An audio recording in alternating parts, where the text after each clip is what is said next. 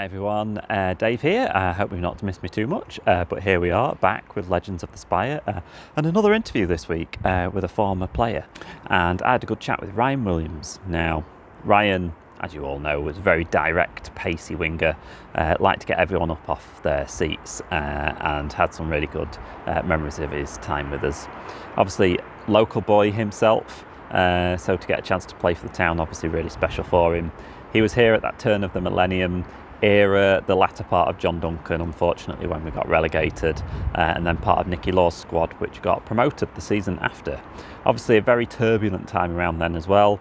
Very much encourage you to go and listen to the podcast I did with Nicky Law and with other players around then, like Sean Parrish, Luke Beckett, David Reeves, as everyone had an opinion on that time, but obviously on the pitch, a very successful one, as we had a chat with Ryan.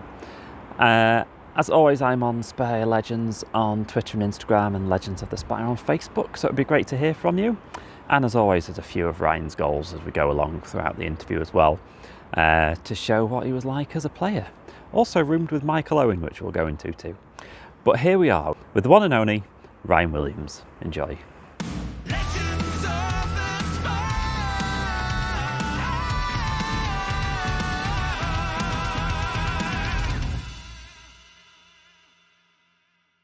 Yeah, I've had quite a few from like your era. Obviously, I had Reevesy on, Luke Beckett's been on, Sean Parrish, loads actually, loads and loads. Trying to think. All them guys, like I say, they were when obviously I was a young boy in that dressing room, and Yeah, they was great characters. You know, like I learned a lot from them, good and bad. are you like the lamb to the slaughter when it's like Yeah, young guy in the dressing room? God, yeah. So I was, how can I learn the hard way? If anyone's going to get the toes out of the socks cut off, it's going to be you then, is it? Oh yeah, like I say, there was a few times like that, but like I say, the senior boys there, and just honestly, great fellas, and like I say, they put you in good stead as you know as you get older, and you realise actually they're proper fellas, and they're good guys. Yeah. I was just looking through the list from that time. So obviously, like Jamie Hewitt's been on, Tom Curtis, Reevesy, Steve Wilkinson, Andy Leaning's been on. Yeah, Beckett, Reevesy, yeah, loads of them. So it's always Yeah, a like I fun say, time to you talk go about. through that list, and it's endless. Like a lot of experienced boys, football league players, top players, and but I think it was more not only learning from the football side, but just genuinely as people, and sometimes they give you some stick, and as a young boy, it's either sink or swim. So Yeah. that's how you learn the hard way sometimes. But do you know what? As further down the line, I thought, do you know what? Them guys have done well for me, and I understand it now. Mm. As when you're in the changing room and for like, more clubs you go to, you actually think, yeah, it's I get why them guys are doing it now. Yeah. And I suppose even in a changing room like that, even like the so-called veterans, still young men, really, aren't they?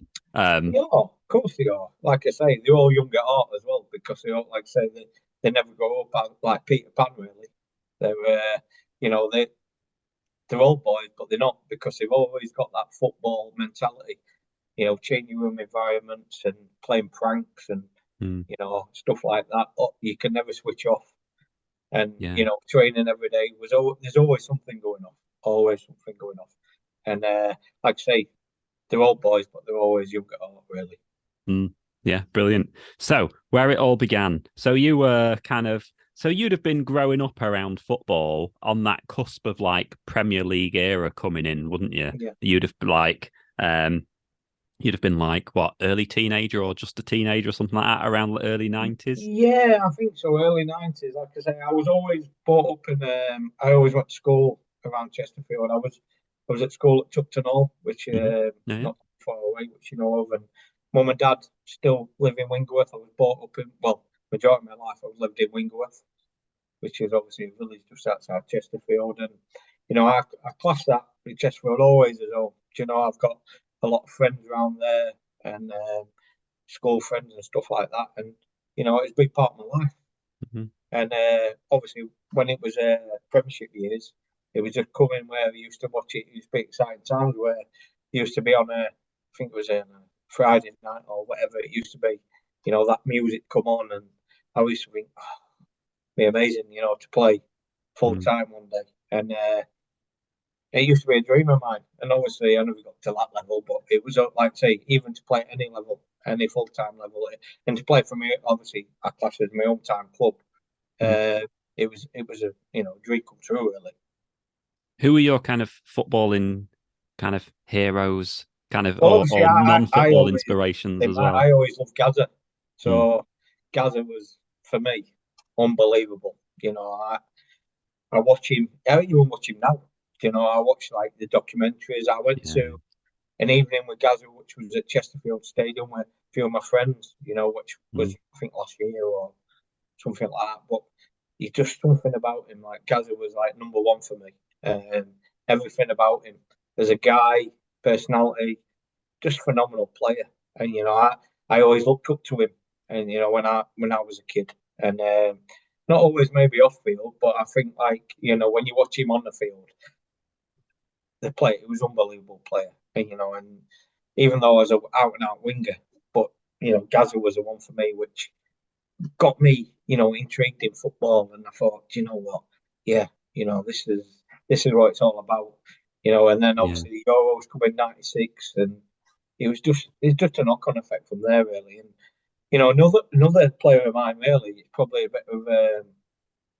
I love watching Janino, which is a Hmm. little Brazilian guy. Obviously, Yeah. I'm only small in stature, so it was always someone I thought, you know what? He was like, you can make it in football, even though you're tiny. If you've got that art and you've got that ability and you've got that desire, you can do it. Because I always got told a lot of times that, no, you'll never make it. It's too small. It's too small. But Mm. I used to be like, well, not for me, but he's all my old man, really. He was like, believe in yourself, because if you've got ability, it'll shine through, And I was always, I used to get down sometimes, as a young boy, I was immature, and I got a Mm. lot of knockbacks and stuff like that. But I believe, like, it was more my dad, really.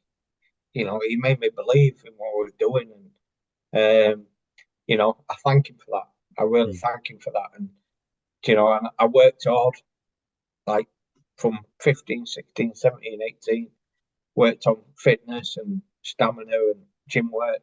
And I thought, if I'm small in stature, I've got to do them extra bits. And, like I say, it was my dad, really. Like I say, he was the one who kept me driving and believing in myself. So, yeah, I owe a lot to him, really.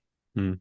Yeah, and it's funny. It's like a common story that I've heard from a lot of players. I had Sam Clucas on recently, who's obviously now at Stoke, Yeah, and he was the same. Got discarded from so many clubs because people yeah, went, "You're one of the best. Technically, you're one of the best in the group, but yeah. you're just not very tall, so you're never going to make it." And you You know just think, what? It makes me chuckle, really, because I thought we'd got away from all that, high business, blah, blah. I look at the best players in the world, and you Xavi, Iniesta, Messi, it's endless. And I think, come on, we're not in ancient times now. Do these guys are tiny, technically unbelievable, ability upstairs. yeah, Come on, we're not. These guys are world class players, and you don't need to be a tall, like physically specimen. Of course you do. I get you need to be athletic. You need to, mm, a lot of tools, but height is just, we're not in the 1960s now. It moves on. And obviously, nowadays, I think we need to look at that. mm. We look at that, and a lot of the so called world class players in the last 15, 20 years, you probably find that actually they're not actually big. So, you know, it's laughable sometimes, really. So at what point did like a football career was there a moment where you thought, oh, actually, I could have a career out of this? Was it a contract or a I, moment or something I like think that? I think it was more that I was playing for a guy, team called ADAS, which is based near Alfred in the Derby City League, and then obviously I was playing as a young kid at Teversal, which is also the I think it was Mansfield District League or something Mhm. like that. And there was a lot of scouts coming to these games and stuff like that, and showing a lot of interest. And oh, we'd like to take him on trial, we would like to have a look at him. And Forest come, I went there for a few weeks, and went there, but I was going there playing with different kids who was coming from Ireland, Scotland, all over the place. And I was saying to my dad, I said, I don't know whether I'm playing with, 1 week to the next. I'm like playing with 9 different players, every week. I said, I don't get it.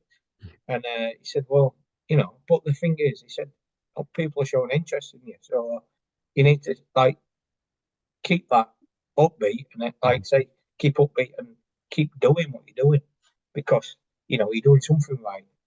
And I think that was a time in my life at like 14, 15. And I thought, do you know what? Yeah, he's right. I was maturing a bit as a kid. And thought, yeah, I can do this. I can do this. As long as I work hard, and make sacrifices, I can do it.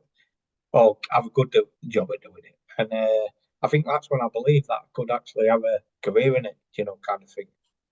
Yeah. I think I'm probably about 15, 16-year-old. Did you ever have a backup plan or anything like that? Were you made to have a backup plan? I didn't know, because you know why? I was never clever. Never clever at all at school, and everything based around sport. I love my football, I love my cricket. I loved every sporting aspect. I loved it, and in my art of art, I loved probably eventually. I'd like to be a PE teacher, but I didn't have a backup plan. If I'm being honest, no. I put all my eggs in one basket, and I thought, you know what, I want to do this, and I'm going to do everything in my power to try and do it. So nothing wrong with a bit of laser focus. No, exactly. But so like I say, if it had backfired, I don't know what I'd have done.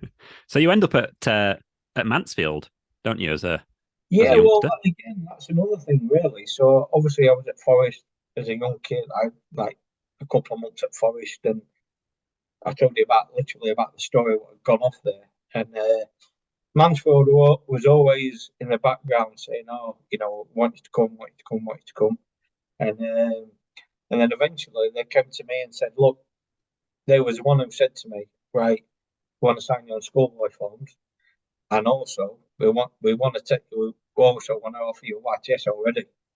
So they was the one really at the time who made the punch to say, right, here's your first start in football. You got a YTS, your schoolboy forms YTS. You got 2 years training full time. See what you can do. And for me at the time, I was like, well, that's the best that's there. I'm happy enough. I've finished school or college or, and I'm going straight into full-time football. And that was how Mansfield come about. I was traveling, I think for the first 9 months, I was living in digs there.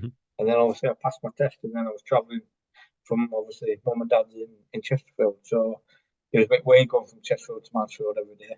I think that's it. Like I say, it's a bit swear words on there, isn't it? But I was, as a young boy, I was like, 17, 18, and I was travelling there every day, just trying to make a way in life, to try and make a living in football. So they, like I say, there was the first stop where I wanted to, they give me the opportunity to train every day.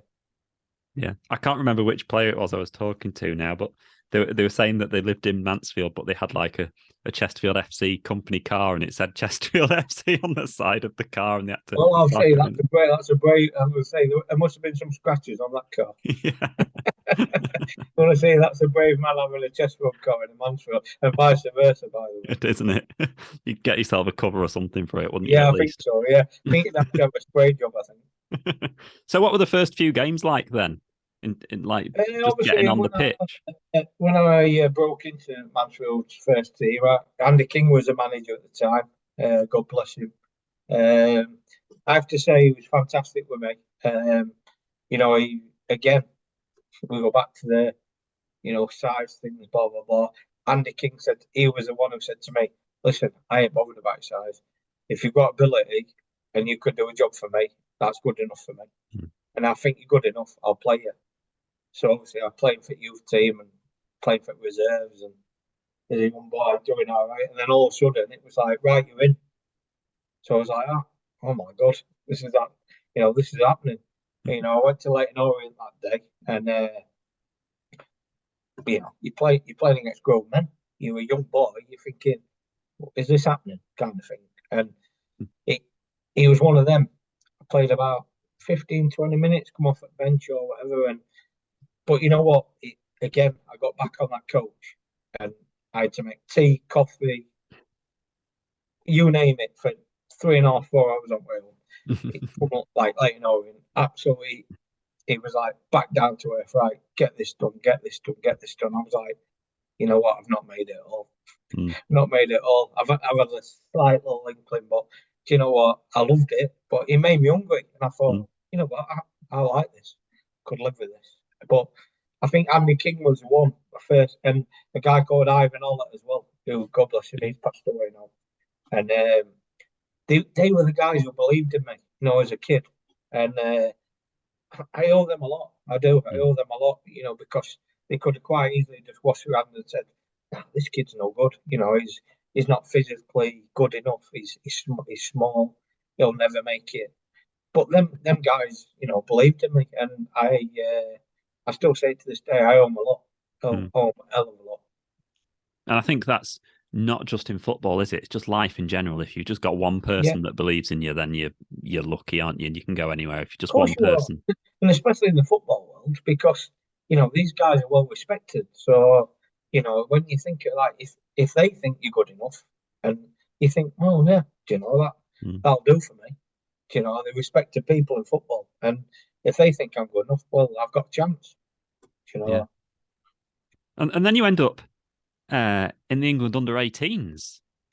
Yeah, it was again. It all happened so quick. So I broke. Obviously, I was playing for Mansfield. I got a run of games as I think I was 17, 18 years old, playing in league football. And yeah, I got this. I thought it was a wind up, to be fair. So I know Andy King was a bit of a wind up merchant. And he called me into his office one day. He said, right, come in. Oh, he's got bit like little shit, get down here. So I was like, all right, it's a bit white Chester or something. I was like, oh no, I don't like this girl. So anyway, he's like, dragged me in and went, here, it's like a letter on the desk. He went, you're not with me next week. I was like, all right. He's like, you went to Lillishore. I was like, yeah, what for though? He was like, you've been picked for these. He went, but listen, you've not done nothing. He went, you can't get my team. So he said, when you go in, don't think you're Billy Big Bollocks. So I was like, I was like, oh God, I don't even, I was like froze, you know.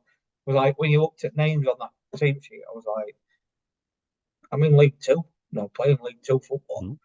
It was like West Ham United, Man United, Liverpool.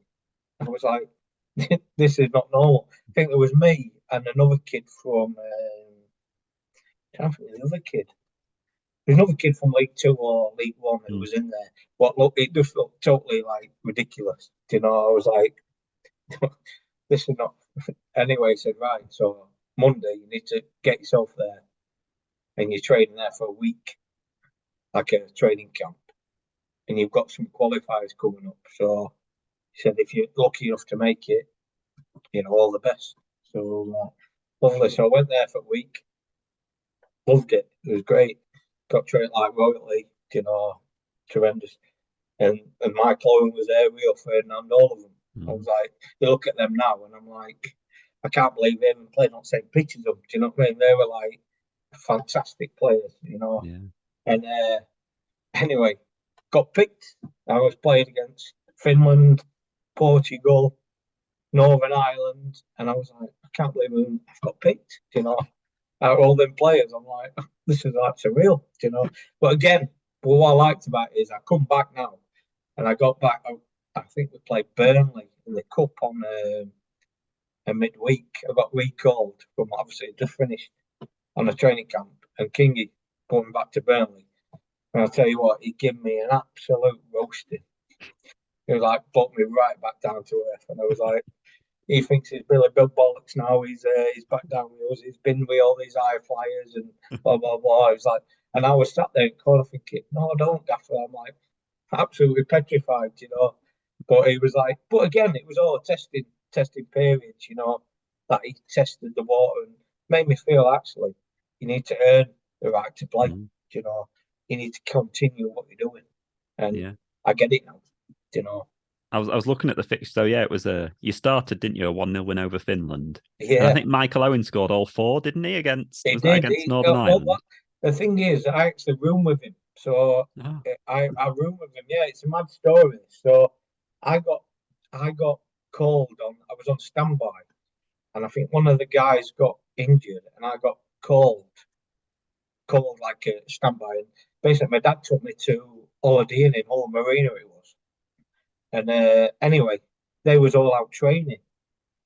Anyway, got my room key, blah blah blah, and I got to my room, and obviously I don't know who I'm sharing with. I'm like, just got put in a random room. I'm like, Mhm. anyway, my dad being my dad, he was like, who are you rooming with? We've seen all these names in England schoolboys and all this. Anyway, there was like, he said, and then outside near the bed, there was like a post-it note, and it said, "Oh, Michael Owen's on." He was going, "You rooming with Michael Owen?" I was like, "No, I'm not." He went, "Yeah, you are. Look." I was like, "Oh God." I was like, "No, this is mad." So anyway, but literally that game, he scored. Obviously, he scored 4 goals, Mm. and first time. But what a lovely kid! What a lovely, lovely kid! You know, even though he's a year younger than us, and he was playing a year above himself. Mm. Just a lovely, lovely lad, and but what a talent! What a talent! Yeah. Unbelievable talent. I've never seen anything like it. You know, there's levels, and you think you're decent, but then you look at the levels, it's just Yeah. different altogether.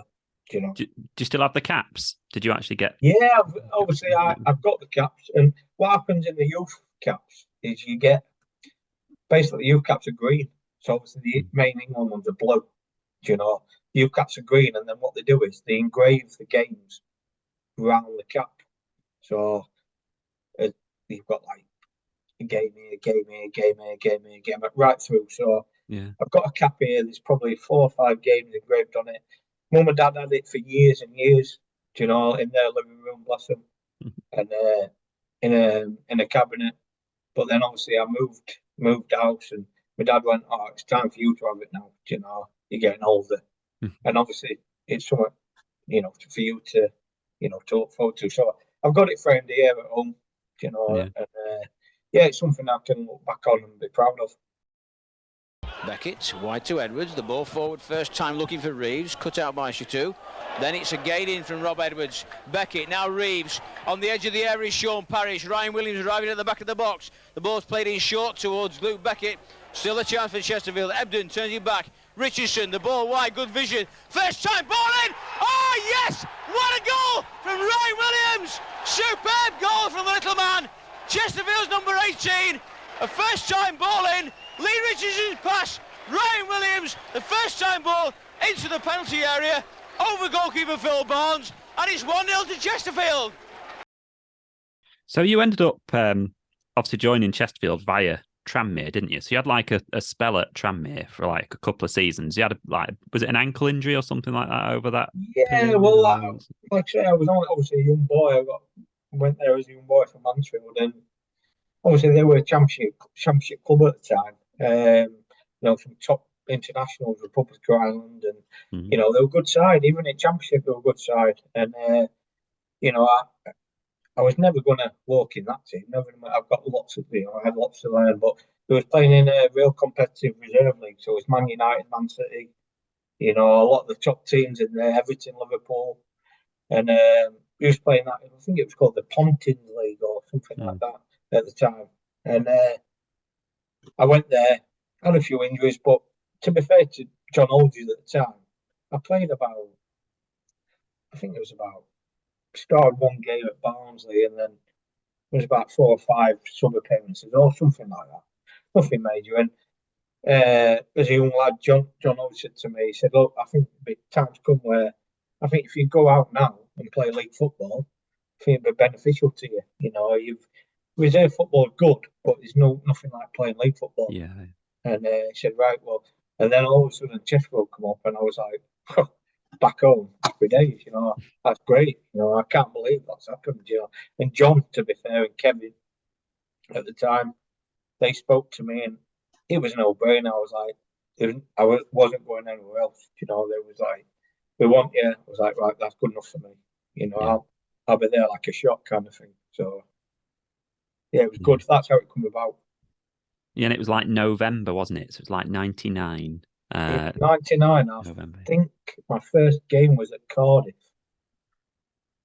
away, and what an experience that I was. was going to say that's a baptism of fire.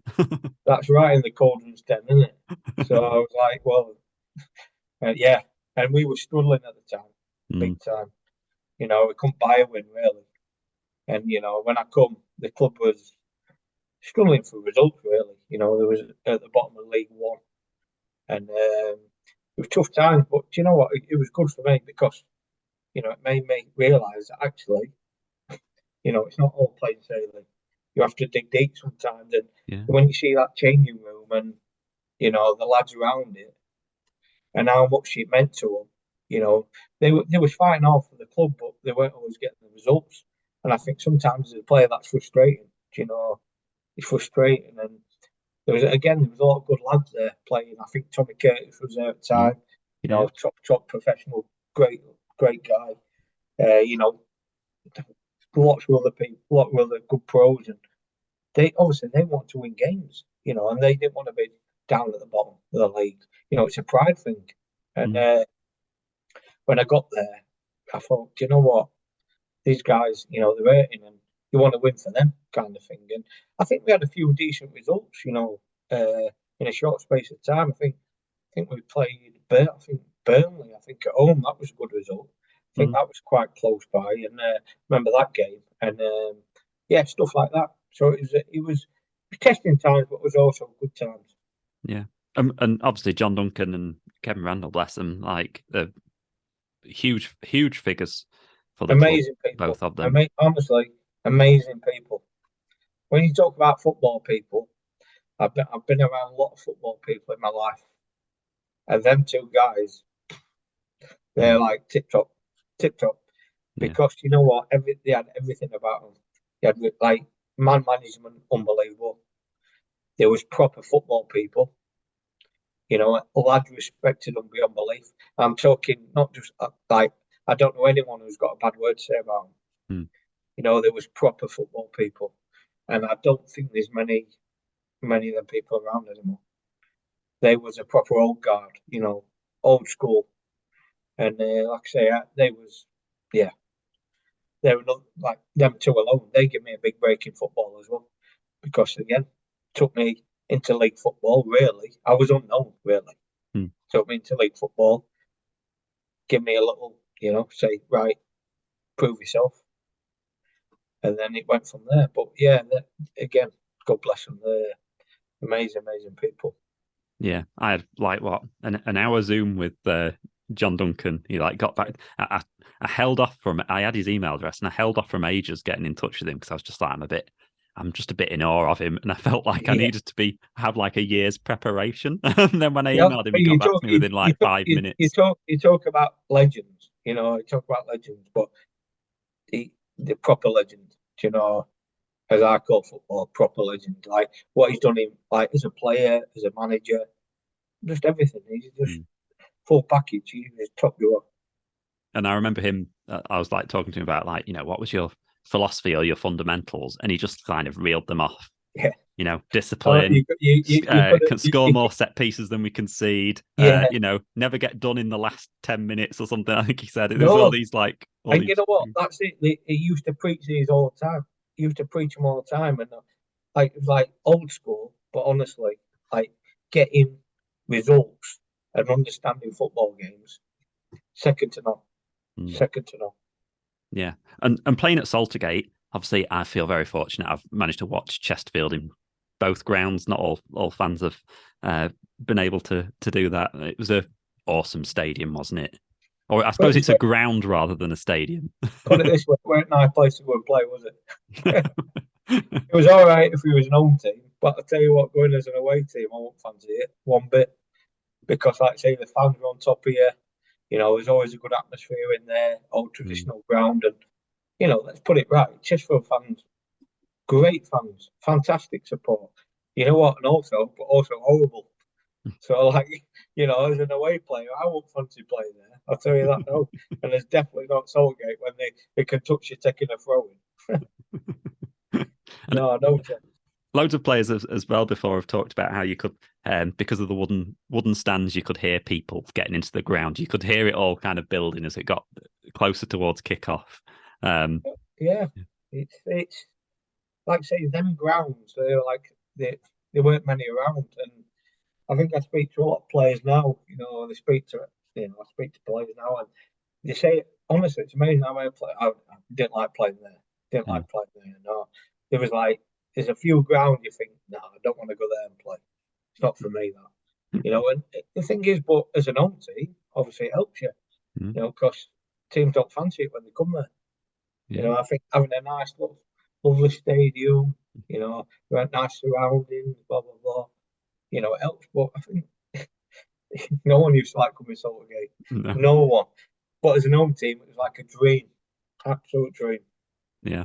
What did you used to have from the sandwich shop? Well, on the corner, Linda's. Yeah, Linda's, yeah.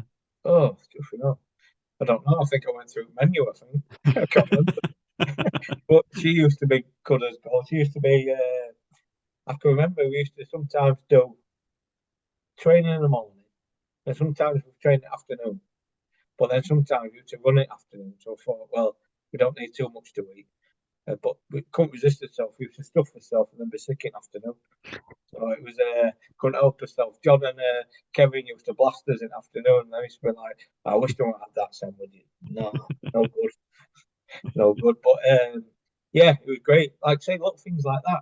Little sandwich shop on the corner. Players used to go there every day. Staff, players. You don't get that now, do you? You don't get stuff like that now. It's priceless. So obviously that season, where we got relegated, but you personally put together a great run of form, didn't you? Throughout that, you kind of played well in that season. Yeah, I think obviously I had a good pre-season. It was my first proper full season in Football League, and what I'm talking about is like being in first team friendlies, stuff like that. And I think we went and played in Scotland. I think we went to Scotland and played a few pre-season friendlies there, played Partick Thistle and stuff like that. That was, good experience. And, we started the season really well. And for me personally, it was great. I was flying. But I think that was because I don't know, I was buzzing. And like I say, I'd worked really hard and got, thinking, this is my first chance to shine here. This is what I want to do. And I want to try and make a statement. And I think that was a big part of it. I was like really hungry for it. And I think not only that, the senior players, they was the one who was like driving us on as well. Because we had a good blend at that time. We had obviously a lot of senior players, younger players, and even like even younger players who just come into the team, like literally from youth level, reserve level, real young. And I think we had a good blend there, and I think that's what put us in good stead. Yeah, and obviously that 2000-2001 season, Nicky Law kind of obviously took over at the end of the season before, didn't he? But kind of had that full season. What was that like? That kind of change, because you end up having a Nicky had his own methods, his own ideas, and by the way, very good in certain aspects, really good. A lot different to John and Kevin. Obviously, they were a lot of the old guard, but I think Nicky come in. He had a different mindset. He's a winner. Nicky's a winner. There's nothing to show as that. I remember when I was watching him as a young boy. I used to watch him play for Chesterfield as a young boy, and not being horrible, he was horrible. I wouldn't have liked playing against him. He's an old-fashioned defender. He's rough and ready, but also good player, very good player. And I think he brought a lot of his methods from a player into a management. So he's a winner, hard to beat, very hard to beat, very regimented. So basically, not concede, clean sheets, and obviously have attacking flair. Like counter attack really, have a lot of attacking flair down the wings and people who could score, goals at the top, but a solid foundation. Well, but yeah, Nicky is a manager. Yeah, again, I speak highly of him. I do. We had his ups and downs, of course we did, and near the end, but as a manager and as a guy, he was great. I've got a bad word to say about him. He was fine. Yeah. He's another guy that I've had on the podcast, and I have to admit, I was a little bit scared throughout the whole interview, to be honest. He is quite, he's got like a quite an intimidating aura about him. Think how I felt as a young kid getting bollocked off him. Mate, that's scary. Yeah, I was just on the other side of a video screen, and I was like, I'm quite scared. Yeah. Nice guy. But again, he went out to get good money. He did really well in management. And you know what? I'm not shocked because he was very good at what he did. Very good. He went to Bradford. And I think he was real. Obviously, he was at Alfred for a lot of years, but he did really well. Really well. And I'm not surprised at it because he worked hard. He got his side organised and all to be. Yeah. And for any kind of younger fans that are watching the podcast that maybe never saw you play in the flesh, like how would you have described yourself as a player? I was a bit, how can I put it? I was a bit old-fashioned, like an old-fashioned winger, really. So obviously, I relied a lot on my pace. A lot on my pace, and I was direct. I like to think I excited people when I played. I'll be honest, I made mistakes. Of course I did, like any player, but I like to think how I played was, expansive. I was out and out winger, basically, an out and out winger. I think now it's more wing backs, isn't it? I think play a lot of wing backs now. But I think when I played, I was more an out and out winger, where it was like giving the ball, right, on your back, here's your full back, what can you do, kind of thing. So you don't really get that nowadays, do you? It's more cat and mouse, wing backs. I don't know. It's different. It's different from when I played, I think. But you move with the times, don't you? Wing backs are a big part of the game now. But I think when I played, and I'm that winger who like to excite people. And like, you don't have to say it, but I can. But it is the most exciting position on the pitch, isn't it? A full-on attacking winger. Like at the moment now, we've got Ryan Colclough that's just come in, and he gets it and he runs. And you look at his stats, he does like 30 dribbles a match or something like that. It gets it head down, takes people on. So right. So what I'm saying to you, exactly what I'm saying to you, you very rarely get that nowadays. So what I'm saying to you is obviously Ryan's coming to the club, and now people are going, oh wow, he's a bit like a blast from the past. Yeah. He's like, he gets at people, he dribbles, he takes people on every time he gets it. He goes and drives at people, and it lifts people off the seats. And you don't get that much nowadays. That don't happen nowadays. And like I say, I like to think again, similar kind of player. You square your fullback up, and you get home. You beat them and get across in the box or get shot off. And like I say, I keep tabs on the games, and I notice he's scoring quite a lot recently, and and he's doing something right, isn't he? So it's great for that. You can see them type of players, and because they do get bummed off seats, don't they? Like you say, it does almost seem a bit old-fashioned nowadays. Everyone's like a central attacking midfielder now, aren't they? You do. Kind of doing the same type of thing. That so-called, he plays in that number 10 in behind, he does this, he does that. And I'm like, I don't get it.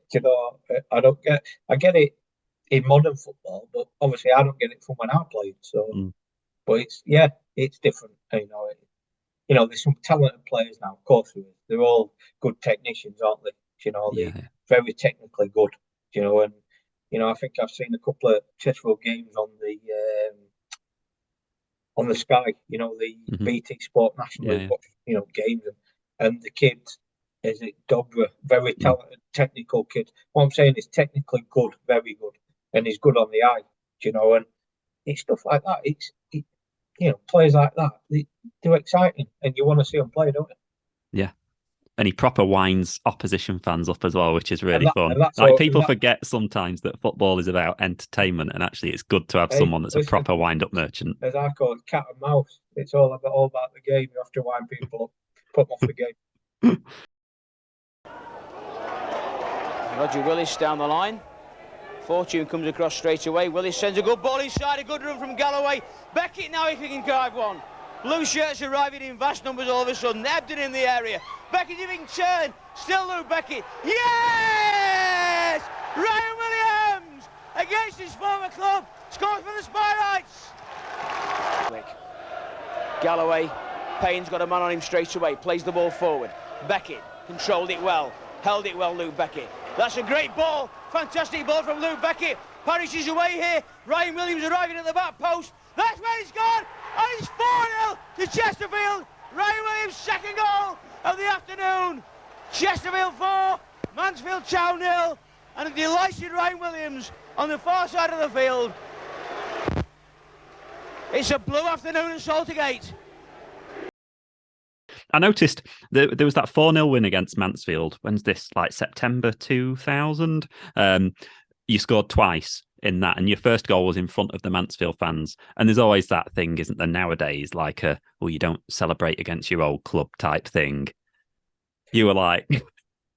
Well, do you know what it was? I think as a footballer, I get obviously Mansfield, start there, blah, blah, blah. But I think as a footballer, if you... In the heat of the moment, obviously, it's a local derby. You've got a lot of stick off their fans all day. Mm-hmm. You've got absolutely peppered. And then obviously you score. Well, what would your natural instinct be? You won't be going, when you've been battered up for the last half an hour or whatever, taking your little scumbag, blah, blah, blah, every name, calling your family, blah, blah, blah. But it's part of football. From Mansfield point of view, I get it. It is what it is. Mm-hmm. As a footballer, that's part of your job.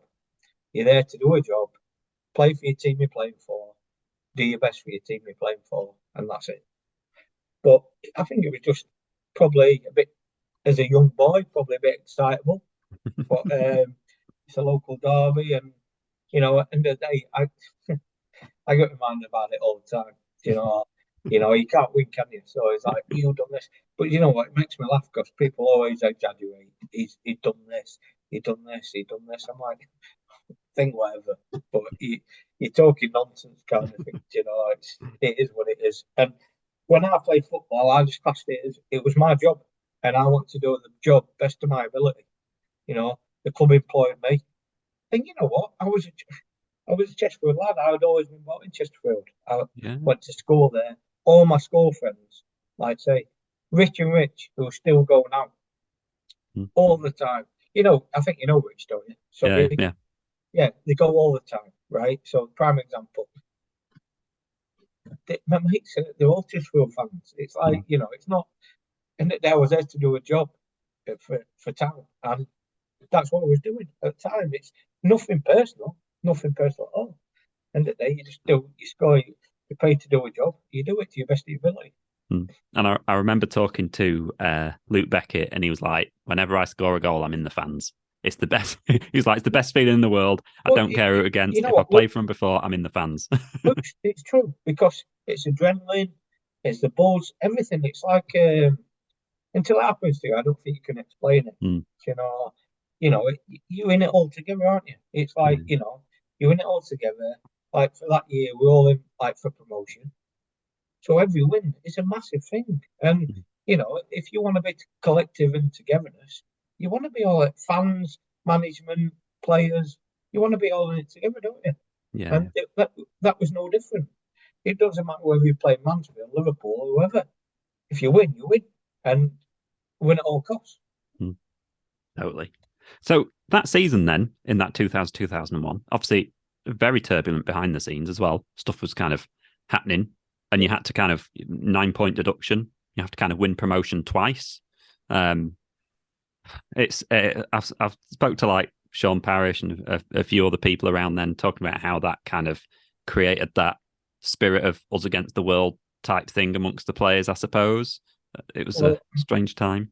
Again, I think you're never going to get a scenario like that probably again, really. It's hard to explain. It was surreal. We've got investigations going off, players coming in, FA players coming in saying, you're doing this, you're doing that. The owner's doing this, he's in investigation for this. And you're like, we're just trying to play the football game here. We're trying to win games. all we want is to go up. And Nicky's coming in saying, right, lads, this was like, chairman's FA's investigating this, doing this, and it was every day. There was something coming in. But I thought, do you know what? The togetherness and that team spirit of that group of players, I don't think there's anything comes close to it. Like I've never experienced anything like it. It was, again, we go back to seeing it like Reevesy, Sean Parrish, Tommy Curtis, Steve Tuttle, a lot, like endless, lots of players. And for us younger boys, like I say, we've got me. I think Jamie Ingledow was there, who was a bit younger. Danny Williams, lots of inexperience. And for us, it was a bit took back by it. It was like, what's going on here? Are we getting? And then there was like, you're not getting paid. You're getting paid. You're not getting paid. It was like, it's all right for us who was living at home, but like the older boys who've got mortgages and families, and it was like, you could see it was stressful for them. They was like worried.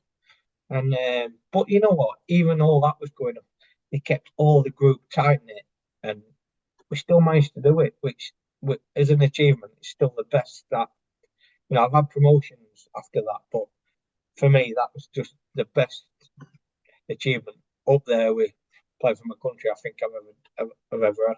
When I look back on it, it's probably the best thing what's ever happened, really. Yeah, and I think it was Sean Parrish talking about the Brighton away game. Yeah. Where you ended up scrapping in a porter cabin or something. Yeah, I think and you know what? It's true. It's like, if you told some of these stories, you'd be like, no, that's not true. But it was. It was like, you got porter cabin. It was like, as changing rooms, obviously old Brighton ground. Like, did you go there? No, I never went there. No. Oh, it was like a running track. It was like an athletic stadium, but it was like stands all over the place. And then it cornered with like porter cabins for changing rooms. Mad scenario. But literally, you got like a little tunnel at port cabins, home and away, blah blah blah. And literally, all hell broke loose in the middle, and I was like, "What is going on here?" There was bodies flying all over, and I'm like, "I'm glad I'm at back here and out way of this," because they had some big lads at that front. I'm thinking, I don't want to be near there. They had blabbers and all them. Thinking, you boys are on your own. I'll just stay out back here. Let them take charge of that. Obviously, it's carnage, but you know what? They stuck together. They stuck together, and didn't matter whatever went off. Then that's why we ended up going up, because there was no team spirit like it. Nothing. Yeah, and like you scored 13 goals that. No, 8 goals that season. I think 13 overall, wasn't it? I think. Yeah, I think it's 13 in all comps. Yeah, I think it was. As a winger, like I say, you take that. You take that. It's. You'd like to think. I always think as a winger, double figures. It's nowadays you think that's a decent goal tally. But yeah, we had a good team. I created my job of creating goals as well. But I think to score that many goals in that season and to help us get up, it was massive. It was massive. But it weren't just down to me. I mean, I got a lot of like Reevesy and Luke bringing me into play, and Reevesy flicking balls on where I could run onto.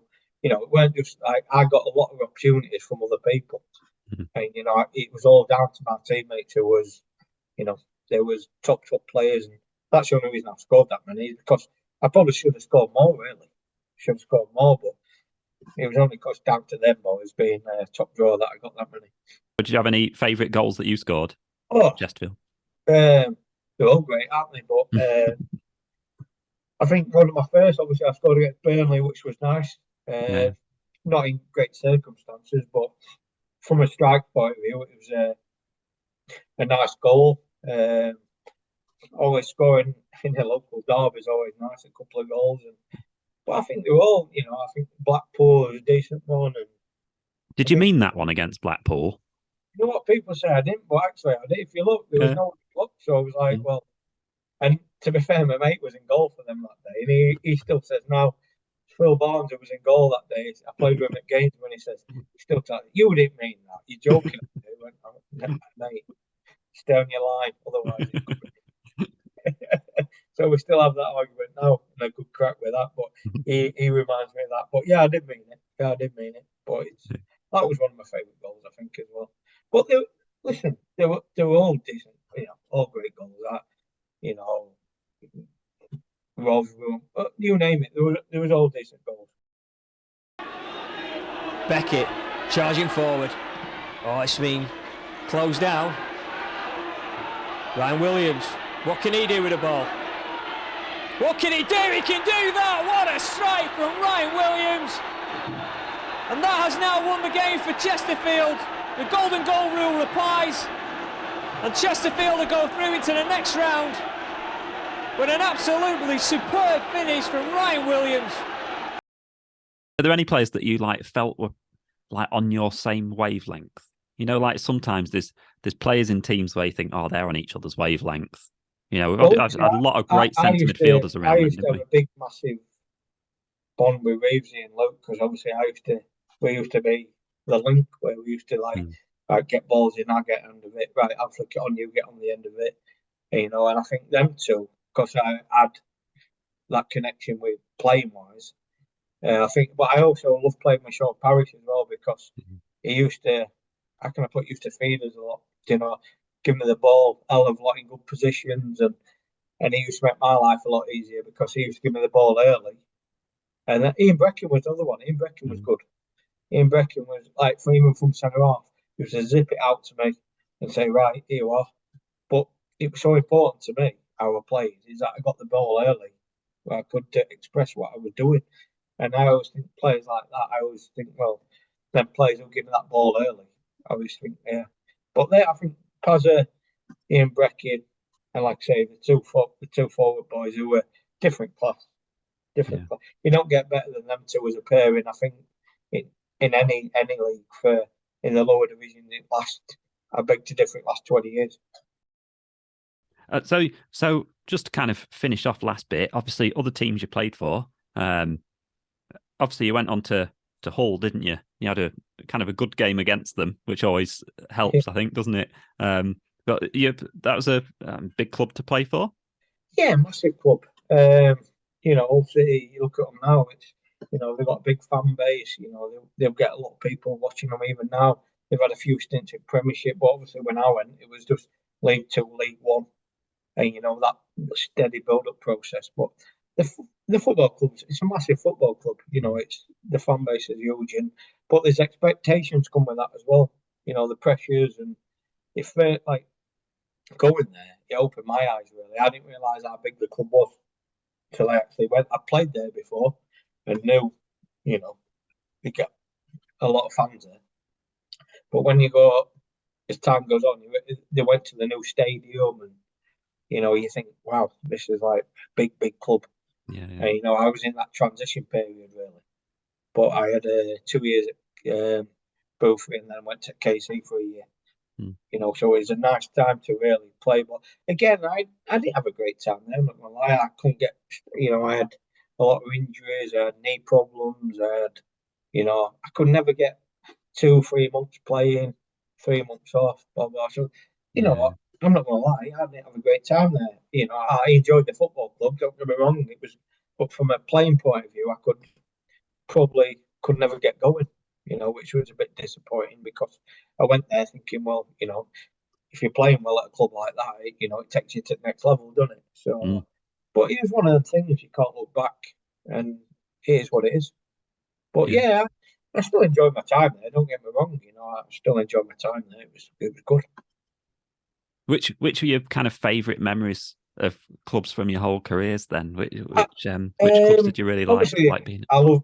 I'm not going to lie, because I'm just like, I loved being at Chesterfield. Honestly, it was amazing. Just everything about it, like promotion. I had a few promotions, but I think that promotion was the best out of the lot, because the circumstances, and not only that, the learning curve I had being such a young kid. I enjoyed myself, like say, at Bristol. I had a good time at Bristol Rovers. Enjoyed my time there it's a lovely part of the country to live in. That football club was fantastic. Aldershot, obviously, conference now. Mm. You know, we got promotion there from Conference into League Two. That was great. You know, that was, and I know how difficult getting promotion out of conferences. It's, as you know, it's very, very hard. It's that league. Ridiculous. People don't realise how difficult it is. You know, it's a very hard league. There's a lot of good teams in there, a lot of big clubs. You know, people class it as non-league. It's not non-league at all. It's not non-league at all. It's proper football clubs. You know, who play some good stuff. And, you know, they're all full-time outfits as well. So I think getting promotion from Conference to League Two was a good one. That was a good one.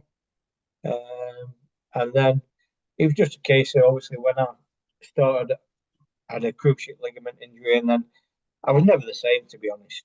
Never the same. I started like a lot of my game was pace and, you know, and stuff like that. And people say you come back, but you're never the same. You're never the same. You lose that couple of yards and, you know, that bit of zip. And I think mentally sometimes you think different, you know. And I think that, again, not my downfall, but I just thought, I realised actually I can play at a level, but like conference north, I'm all right playing at that level. But I think to go like the next step and go back up, it probably was never going to happen, you know, because I think that injury did scarp my, you know, my chances really. The way I played, basically. So. And it's like interesting, despite those kind of injuries and things, you played for how many years were you playing for? Oh yeah, 20 plus? Listen, I played a lot of years. It was just what I'm getting at is I could never play at like at my peak. I relied on a lot of tools, which I couldn't do anymore. So I could do it upstairs, but my legs couldn't do it. So I played it a decent, like I say, played till, when did I finish? I think I was about 36, 37, playing like semi-pro or something like that, which played for Gainsborough and Scarborough and teams like that, you know. And I mean, again, it was great, but again, it was just, it's a young man's game, so eventually it comes to it, unless you're Ryan Giggs. But yeah, it comes to an end, and you know, I knew when my time was up, and I thought, you know what, I've enjoyed my time, and now time to spend more time on golf course. Do you still have a little kick around every now and then? You know what? I've not played for ages. I keep getting. I had a season, 2 years with a couple of mates in the Vets League. You know, I'll just kicking about, but because I work every other weekend now, it's too much. And then I watch. Obviously, I watch my boy play as well. Every weekend I'm off, so he takes a lot of time watching him. So I don't get a chance really, to be honest. Might have an odd five-a-side here and there, but not very often. And does he take after you, same position, or is it different? He is. Well, if we go back, he's playing. He was a winger, but he's playing wing back now. So he is a similar position in that area. So he has a chip off the old block. Like he's got a lot of similarities with what I had. You know, he's very quick, and you know he's got a lot to learn. He's got a hell of a lot to learn. He's a young boy, you know, trying to make his career in it. And but time will tell. You know, in football, it's, you know how it works. It can soon turn the other way. But as long as he's working hard, that's the main thing. Yeah, and like you alluded to, finally that National League, it's an absolute pig to get out of, and it kind of, it's good in a way, because dropping to the National League in a way, it kind of gives you a new appreciation of a whole different part of football that you're quite ignorant to when you're just in the Football League. You just kind of live and exist in the Football League. But when you go to the National League, it actually opens up a whole new world of football, which is actually quite exciting and quite enjoyable a lot of the time. But at the same time, it's horrid getting out of it, isn't it? It's a nightmare. Honestly, it's that, like I said before, that league is tough. It's very hard, and there's, like I say, don't there's a lot of good teams in it as well. There's a lot of good players in it. You know, people don't realise actually. If you don't watch it every week like you do, you'll realise actually there's some good outfits in it. Yeah. You know, there's no mugs no more. It's not like they train on a Tuesday and a Thursday night. Them days are done, finished. These are like top operators, you know. And you look at Wrexham now, and you know, not big budgets. You know, a lot of top football league players, good football leagues. You look at Paul Mullin, lots of good players. Football, they could play a lot higher up, but they're playing at that level. Yeah, playing that role for a reason. But what I'm saying is, there's some top players. It's not that easy no more.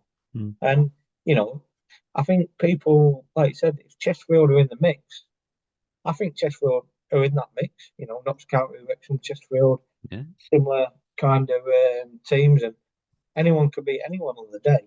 Hopefully, Chesterfield could do it. And they've got play. What I've seen, they've got they're more than capable of beating anybody on the day.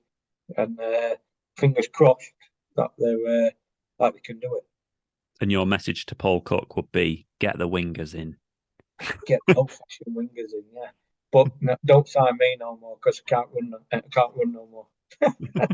You sure we can't have an option off the bench? Yeah, if they want water, I can bring water on. We need some water carriers. I can do that. Great. Well, thanks for coming on and having a chat about your time. And any other last final memories of Chesterfield before we sign off? Well, I think I could be here all night. It's too many to mention, But I think my memory is just I've never been in a team environment like a group of players like that. Never. I've been to a lot of clubs and there've been some good team, togetherness. But I think that group of players, put me in good stead, and I'll never forget the time there. Never ever forget, and I appreciate what they did for me. And fingers crossed they can get back to where they belong, and that's in that football league.